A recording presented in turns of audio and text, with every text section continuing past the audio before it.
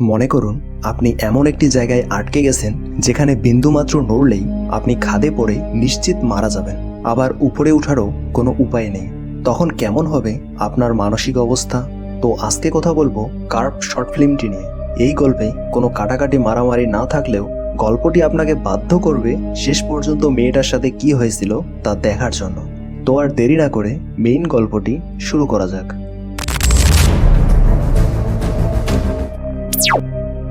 গল্পের শুরুতেই দেখানো হয় একটি মেয়ে বেহুশ অবস্থায় কনক্রিটের দেয়ালে পড়ে আছে। দেয়ালটি একদমই খাড়া আর মাঝখানে একটু বাঁকা, আর সেই বাঁকা জায়গাতেই মেয়েটি বেহুশ হয়ে পড়েছিল। মেয়েটি কি আর কিভাবেই বা এখানে আসলো তা গল্পে বলা হয়নি। মেয়েটির হাতে এবং পায়ের জুতায় রক্ত লেগে আছে, যদিও তার বর্তমান পরিস্থিতির সামনে এগুলা কিছুই না। কিছুক্ষণ পর সমুদ্রের ঢেউয়ের শব্দে তার জ্ঞান ফিরে।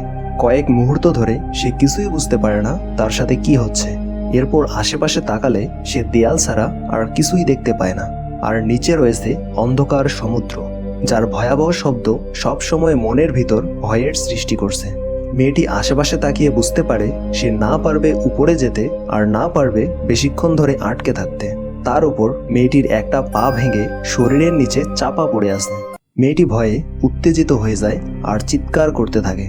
মেয়েটির চিৎকার কেহ শোনে না, উল্টো নড়াচড়া করার কারণে সে পিছলে নিচে পড়তে থাকে। অনেক চেষ্টার পর সে নিজেকে আটকাতে পারে।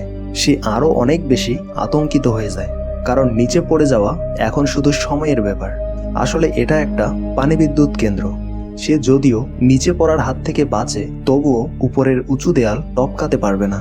হঠাৎ সে একটা ভয়ঙ্কর শব্দ শুনতে পায়। সে বুঝতে পারে কোনো একটা যন্ত্র চালু হতে যাচ্ছে, আর ওখান থেকেই শব্দটা হচ্ছে। ফলে সে আরও ভয় পেয়ে যায়। তার কাছে এখন দুইটি রাস্তা আছে, হয় সে এখনই নিচে পড়ে নিজের জীবন ত্যাগ করবে, নয়তো তাকে ধুকে ধুকে মরতে হবে। মোট কথা হলো তাকে মরতেই হবে, হয় এখনই নয়তো পরে। সে অনেক চিন্তা ভাবনা করে ঠিক করে এমনি মরার থেকে কিছু চেষ্টা করে মরা ভালো। সে হাত দিয়ে কনক্রিটকে আঁকড়ে ধরে আর ভালো পাটি দিয়ে ঠেলে উপরে ওঠার চেষ্টা করে, কিন্তু উপরে উঠার বদলে সে পিছলে আরো নিচে নেমে যায়। সে এখন খাসের শেষ প্রান্তে, আর একটু হলেই সে নিচে পড়ে যাবে। তাই সে দুই হাত ছড়িয়ে নিজেকে শান্ত করার চেষ্টা করে, নইলে একটা ভুল সিদ্ধান্ত তাকে নিচে ফেলে দেবে। এরপর সে তার হাতের দিকে তাকিয়ে দেখে তার হাতের অবস্থা আরো খারাপ। রক্ত জমাট বেঁধে হাতের আঙ্গুল একসাথে লেগে আছে। সে অনেক কষ্টে আঙ্গুল ছাড়িয়ে রক্তগুলো জামায় মুছে, যাতে রক্তের কারণে সে পিছলে না যায়। তার পুরো শরীর ব্যথায় কাঁপতেছে।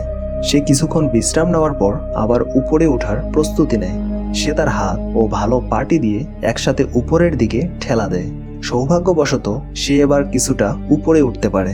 সে একটু বিশ্রাম নেয় আর আবার ঠেলা দিয়ে উপরে উঠে, কিন্তু এরপর সে আর উপরে উঠতে পারে না, কারণ পরের অংশটি একেবারে খাড়া ছিল।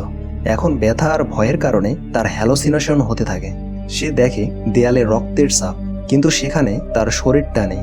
এরপর সে তার হাতের দিকে তাকায় আর পূর্ণ শক্তি দিয়ে আবারও উপরের দিকে উঠার চেষ্টা করে, কিন্তু এবার লাভের থেকে ক্ষতি বেশি হয়, কারণ সে এতক্ষণ যতটুক উপরে উঠছিল তার পুরোটাই একবারে নিচে চলে আসে।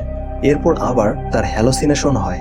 সে আবারও রক্তের দাগ দেখে, আর এবার রক্তের দাগটি আগের থেকে বড় হয়েছে, যেটা তার ওই পিছলে যাওয়া নির্দেশ করে।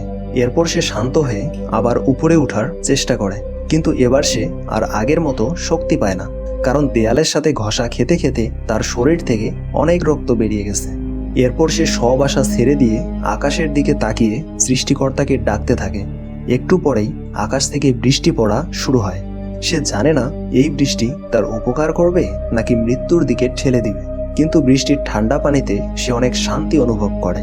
তার ব্যথা কিছুটা কমেছে, কিন্তু এই সুখ বেশি সময় স্থায়ী হয় না, কারণ বৃষ্টির পানির কারণে দেয়ালটি আগের থেকে পিছলা হয়ে গেছে। উপরে উঠা তো দূরের কথা, নিজেকে আটকে রাখাই এখন কষ্টকর হয়ে গেছে। সে বৃষ্টির সাথে অল্প অল্প করে নিচের দিকে নেমে যাচ্ছে, যার কারণে সে ভয় পেয়ে জোরে জোরে চিৎকার করছে। এরপর সে তার গলায় থাকা চেনটা ছিঁড়ে ফেলে আর হাতে পেঁচিয়ে নেয়, যাতে সে আটকে থাকতে পারে, কিন্তু তার এই প্ল্যান কোনো কাজে আসে না। সে ধীরে ধীরে নিচে নামতেই থাকে, আর এই শর্ট ফিল্মটি এখানেই শেষ হয়। তার কপালে কি ছিল? সে কি ওখান থেকে বাঁচতে পেরেছিল, নাকি নিচে পড়ে মারা গিয়েছিল, তা এই গল্পে দেখানো হয়নি। এখন আপনি একটু চিন্তা করুন, আপনি যদি ওই জায়গায় থাকতেন তাহলে কি করতেন? নিশ্চয়ই এতক্ষণে আত্মা শুকিয়ে যেত। তো আজকে এই পর্যন্তই। এই গল্পটি আপনাকে কেমন লেগেছে তা কমেন্ট করে অবশ্যই জানাবেন। গল্পটি ভালো লাগলে ভিডিওতে একটা লাইক দিন, আর এমন ওই রহস্যময় গল্প শুনতে চ্যানেলটি সাবস্ক্রাইব করে পাশেই থাকুন। তো ভালো থাকবেন আর বেশি বেশি মুভি দেখবেন। ধন্যবাদ।